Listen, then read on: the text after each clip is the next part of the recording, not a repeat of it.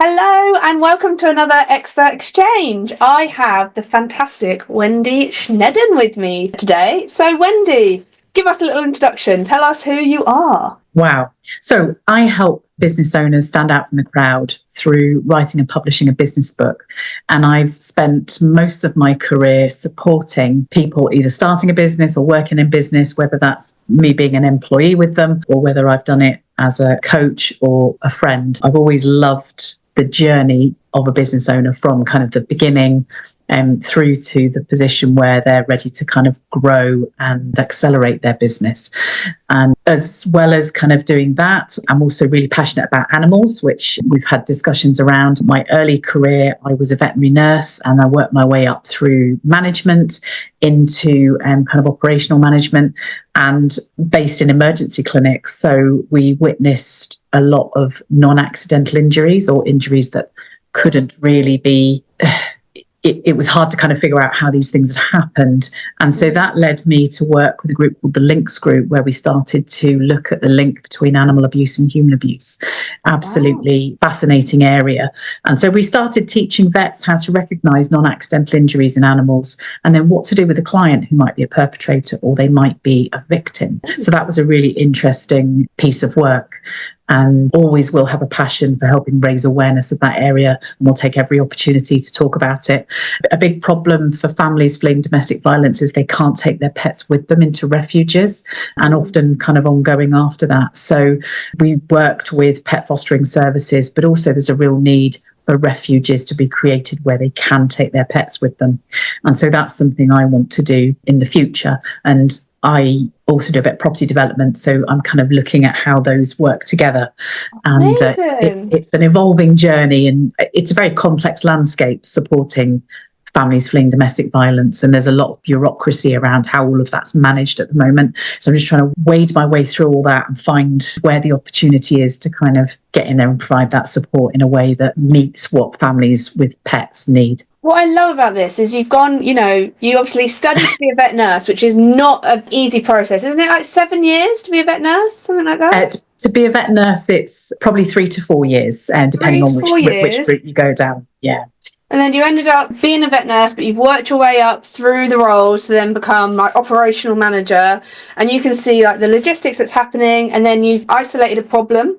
And then you're now building on that, and then you're leaning on your other expertise, which is now your property side, to how can I use everything that I've learned in my life, in my career, to bring that together to help serve people and animals. Absolutely. That's exactly why we connected so well when we did at our business meeting. All coaches should have a coach. That's why we met and how we met. And I think that's why we've been combined, which is so incredible. And as a Amazon bestseller myself, I do agree with you from the book side. So tell me, how did that happen? How did you get into helping people with books? Well, I wrote a few books myself. So I wrote a book, Get Out of Your Way, the step-by-step guide on how to attract, recruit and retain a winning team. So it was a guide to help businesses who are starting to employ people. It's such a complex kind of landscape from a legal point of view, but also there's good ways to do it. And so our book is basically how to go through that journey and bring employees into the right environment. And so I launched that book, and then I was asked to write a book for veterinary professionals. So I wrote 10 steps to running a great veterinary practice, and that was done through a veterinary publisher. So that was a different journey to self-publishing. It's quite interesting writing a book for somebody else. And then after that, I've written chapters in books for people and done other I've written articles and things like that. And it really sort of inspired me. And then I wrote a book, How to Create a Memorable Introduction So You Don't Bore the Pants Off People, because I got fed up going to business networking meetings and listening to people saying what they do and thinking, you do way more than that. People just don't sell themselves enough. So I wrote that book to help people create a memorable introduction, and I was helping a few people to kind of do that. And then someone said, oh, would you help me write a book? And I was like, yeah, okay, well, I've done it myself, so let's do that. So we went through the process, and then she said, oh, you should do this for a living. And so I kind of created a program, and I'm helping a few other business owners now to write their books as well. And just going back to the journey of going from being a veterinary nurse and working with the Links Group, that's led me to also support people who want to share their story. And I'm going to be working with a charity in Cornwall who help. They provide pet fostering and refuge services. I'm going to help them get some of their victim survivor journeys out into books. So we're just working on pulling that together. So it's led me, the skills have taken me in a few different ways. So it's been really exciting. You're brilliant, aren't you? I'm not sure if I would go that far. I think you are. I'm in awe of everything that you've done. And that was one of the biggest things so I used to coach chiropractors, and one of the biggest lessons we were about was about having a business book so that you were seen as an expert, because the way that books kind of level up that kind of view of someone. And, you know, I've experienced it already with my book. They're like, oh, now she's actually someone we need to listen to. Like, the advice has never changed, but now that I've got a book that people responding really well to, it's like, yeah, like she's now the person that we should be listening to. So is it vet physios that you've been helping with the business side of the books, or? Not vet related at all. I'm working with all different kinds of business owners, which has been really interesting. So I'm part of a women's network called Find Your Why Foundation. And I went through a journey there, as you do when you're exploring self-development, and met some amazing people there. And there's a common theme throughout with business owners is that they find it really hard to explain what they do.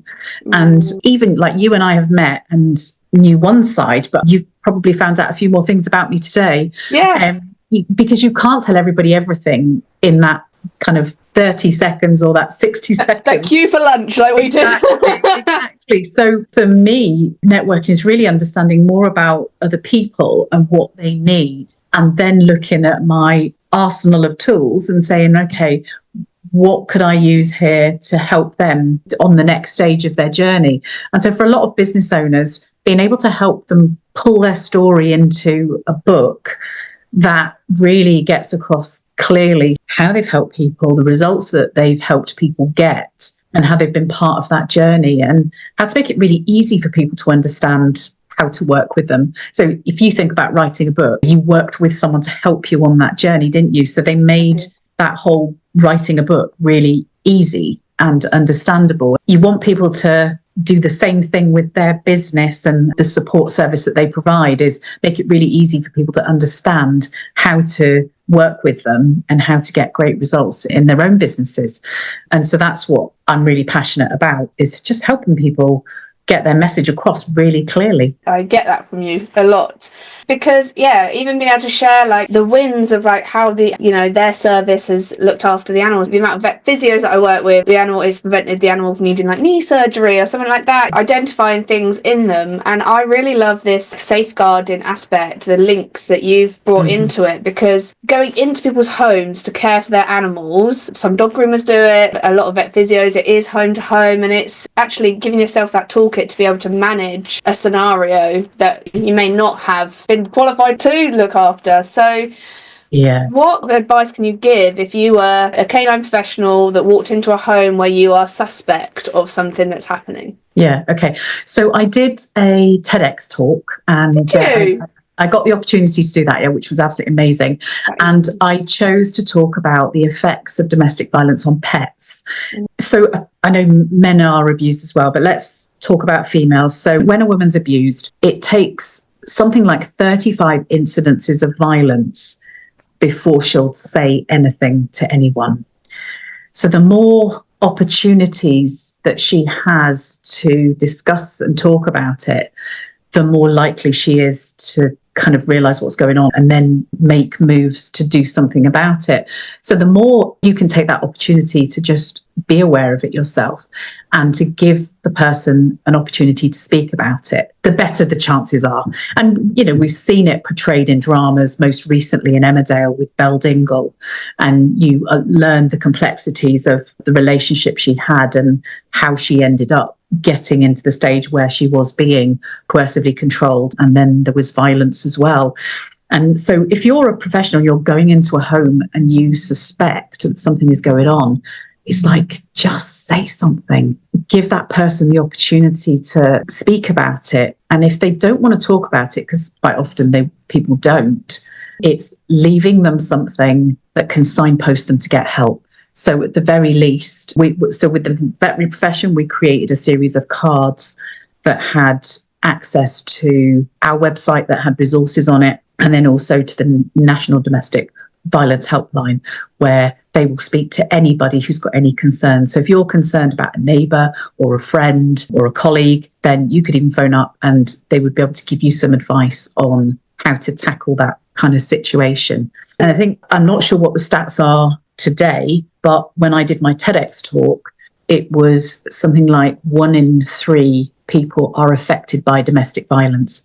So if you think about groups of people, that could be someone in your family, someone in your friends' network, someone you're working with, will be being affected by it. So by talking about it more openly, by learning and talking, and that violence in under any circumstance is not acceptable, then it kind of normalizes it and more people will start to talk about it. In terms of animals, in Scotland, where I'm based, the SSPCA will go in, and if they suspect that a human is also at risk, they will alert the police and social services, and they will make sure that there's communication there. And the RSPCA varies across England and Wales, but that's the kind of thing we need happening. We need that kind of interaction of services, and we just need everybody. What's really interesting is, and I talk about this in my TEDx talk, is when there was a terrorist attack in London at the market, the Borough Market, people rushed in to stop what was happening because we don't tolerate terrorism. But what happens when it's happening next door in your neighbour's house or in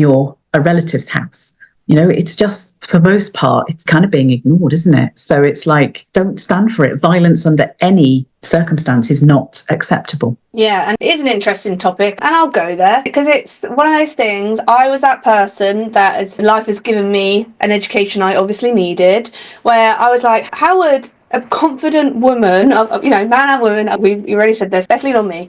My scenario is, if anything happened like that with me, I'd be out there. There's no way I would stand it. However, when it comes to abuse, and I've had that experience in Australia, is it doesn't happen overnight. It's something that builds up, and then, like you said, the coercive, the control, and then it can turn into something that's a lot nastier. And actually, it was fascinating going through it, obviously awful at the time, but I remember saying to my mum, like, I'm not the type of person that would allow this to happen. Like, I was embarrassed. I was like, I can't believe I've allowed this to happen. Mm-hmm. And it's interesting, and it's one of those eye-opening things where it could be like your friend that's like the most confident and positive and whatever person there is. Like, these scenarios build, and it's like, and I had fantastic friends. I literally had a friend turn around to me who'd only known me a few weeks, actually, and was like, you need out of there, like, come and move into our spare room. And like, that was that, you know? So I think it knows no boundaries. It can literally happen to anyone. There is no stereotype for it,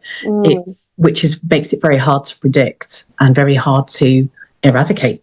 Yeah, and it's, I guess, being that person that did that for me, like, they're never going to leave my brain. We're not particularly close anymore, but to me, they're like angels on earth. So it's like, how can you be an angel to someone else in their scenario to help either open their eyes or to give them an out? And I love this future project idea where you've got that safe space with the animals as well. You can help. Absolutely. Animals are great for therapy too. So we know that you take a pet away from a family who are already going through trauma. And if you think about children, sometimes the children aren't necessarily aware of why they're being taken away from their home. And now you're taking their pet away. And that puts a lot of pressure on the parent who is fleeing and dealing with the whole situation themselves. So it's very complex. And sometimes it's not right to keep the pets together. Sometimes it is safer to perhaps take the pet away. It's about kind of understanding what's best for the pet and what's best for the family and coming up with solutions. What we're not offering at the moment is solutions to meet different situations. It's kind of a one-size-fits-all, which, is life in general, isn't it, when you get pulled into local authority situations. Yeah. God, this was not the exchange. No, I wasn't expecting to go down this route at all. I think it's really powerful and really important, actually. Yeah, and it is interesting. So we just looked at the vets and people bringing pets to the surgery. We were only seeing the tip of the iceberg because an awful lot of pets get killed and they're used as part of that coercive control cycle. And I don't know if there were pets involved in your situation, but it's why people like physios who are going into people's homes, anyone who's going into a home, just being aware of something doesn't feel right, then say something. And if you don't want to address it at the time in the home, then Crime Stoppers are aware of the links group and aware of the links between animal and human abuse. They will take anonymous information, and what you might find is that you're not the first person that's raised a concern. And it's that picture that starts to build up behind the scenes that, you going in for the first time might not be aware of, but your information might just be the tip of the iceberg that sets things in motion for that person to get help. So you just never know where you are in that cycle. But I think everyone has a duty of care to say something. It's just fascinating, isn't it? Because most canine professionals go into it, like you and I, because we adore the pets, or the dogs in particular in my case. Like, I didn't ever become a dog groomer and go, oh, like, I never know that I'll be serving and helping people. And throughout my life and how this career is built is just turned into helping and serving people, which, is your same core message and core vision. So actually, the power we have from choosing this profession, you never know, like, the ripples we can make in someone's world at some point. It's a really fantastic industry to be in. Good thing to have this extra awareness. So thank you so much for sharing about the links groups. I personally wasn't aware of that. So going back to networking. Yes. How do we prevent people from boring the pants off one another in their introduction? Are you able to give an overview? Yeah. In my book, there are 5 steps to creating that memorable introduction. We're kind of taught to introduce ourselves by saying, my name is blah, and then I'm an accountant or I'm an author. In 7 seconds, someone will decide whether they want to keep listening or whether, I don't need an accountant, or I'm not interested in authors. And then they move away. And so when you think about going to networking, it's being a bit more prepared. It's like, what do I want to get out of today? And who do I want to serve? And then it's crafting that message and getting the hook out there. So the hook is what will grab people's attention. And we know this from marketing. What is that one sentence that you could say in that first few minutes? So quite often, if you're in networking and you going around the table, standing up doing 60 seconds, someone will go, right, Wendy Sneddon, it's your turn. My name's out there. I don't need to say it again, or at least not in the beginning. Or if you want people to remember your name, if you say it at the beginning, they kind of won't necessarily remember it because they're listening to now the next thing you say. So by saying your name last, that's the bit, people will remember that. But it's saying that hook to get people to keep listening. So from my point of view, when I talk about, I help people create a memorable introduction so they don't bore the pants off people, that people listen to that and they go, oh, that sounds interesting. And they either get embarrassed because they think, oh no, what did I say in my introduction? But it's a great opener to continue that conversation. And you start to build rapport with people. And so it's, what can you say when you're introducing yourself to someone, to maybe with a bit of humour, maybe with a bit of, tongue in cheek, but what is it that will grab someone's attention? And often it's to do with what result will people get once they've worked with you, not what you do. So you're an accountant, that's what you do.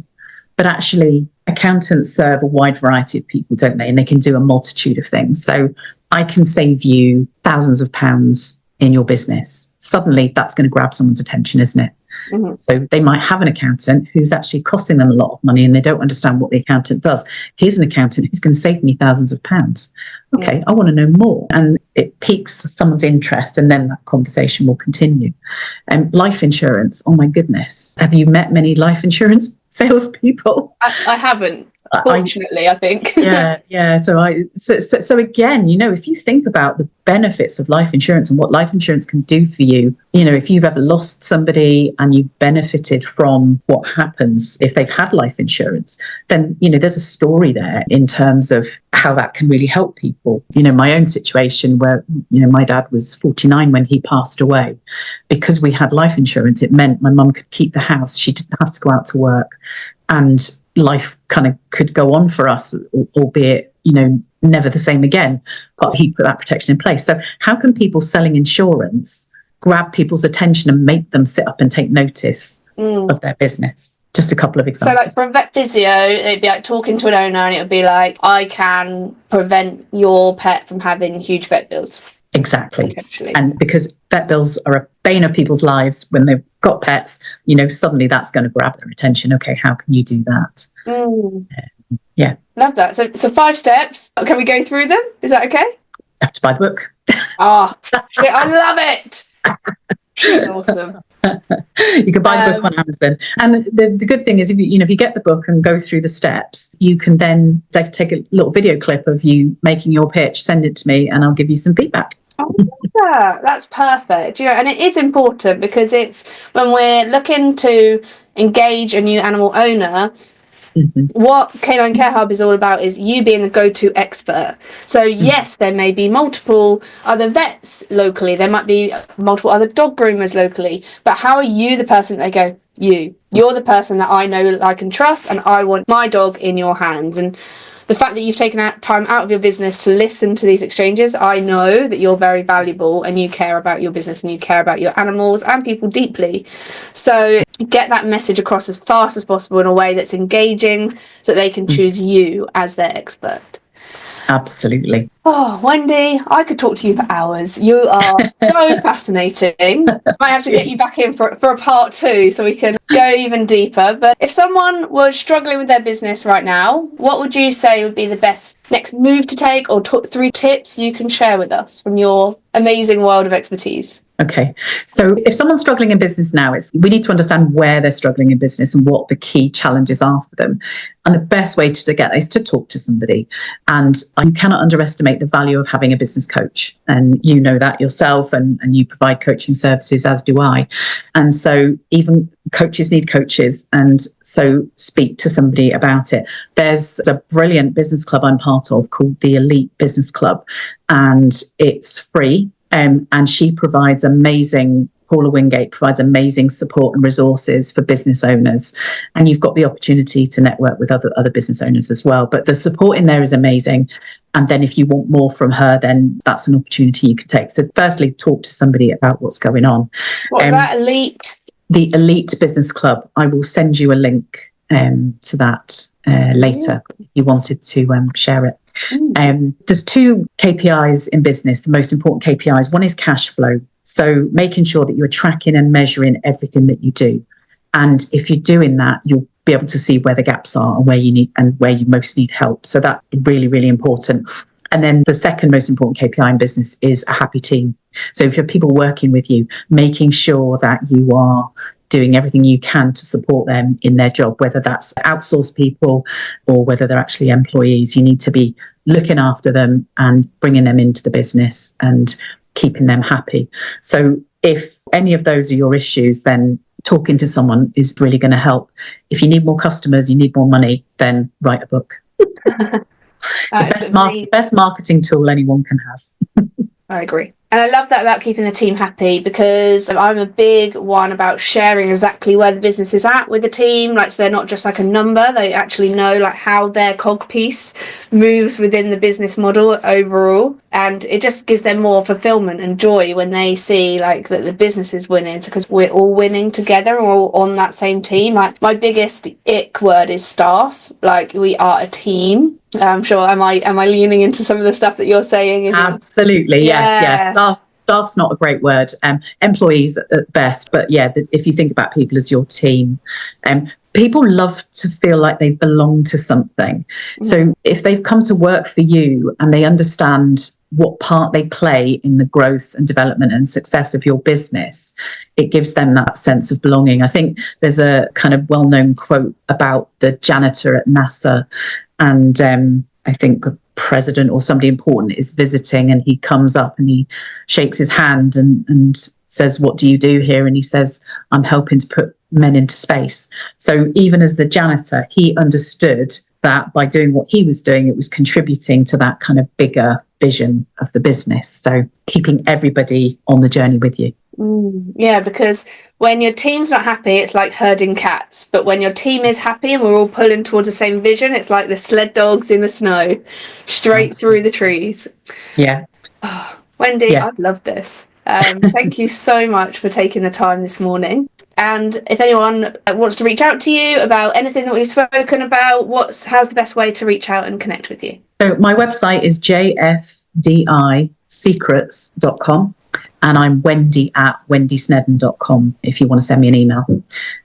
But yeah, have a look at the book writing stuff, and happy to have a chat with anyone who's thinking about it but not sure whether to go ahead or not. I'm happy to have a chat with anybody to get them started on the journey. Yeah, this would not have ever happened if I hadn't hired a coach. It can be the most self-conscious, I feel, you can feel like as you're going through a book. So actually having someone side by side to hold your hand through it and get you through those rough patches, I think is really important. So we've all got a book in us. Absolutely, yeah. And when you want to get it out, definitely. Yeah. And I have some people that where we've started off, we've gone through a bit of a discovery call. We've talked about the chapter, what the book's all about, the title and the subtitle and some of the chapter heading, what the book's about. And then they've said they want to go away and think about it. And so they've gone away to kind of think about it and write. And occasionally I'll hear back a couple of people that have gone that way because they're not quite ready yet, but they've now got some ideas. And if they want to go back, write the book and then come back to me, that's absolutely fine. But I do find the ones that work with me closely get it done much faster. Yeah. Fast is fun, can still be painful, but slow is definitely painful because it's just an ongoing project. It's like burning in the back of your brain. So yeah, get a coach, get it done, and reach out to Wendy if she's your person. Thank you so much. Pleasure. Thank you very much for asking me to speak today.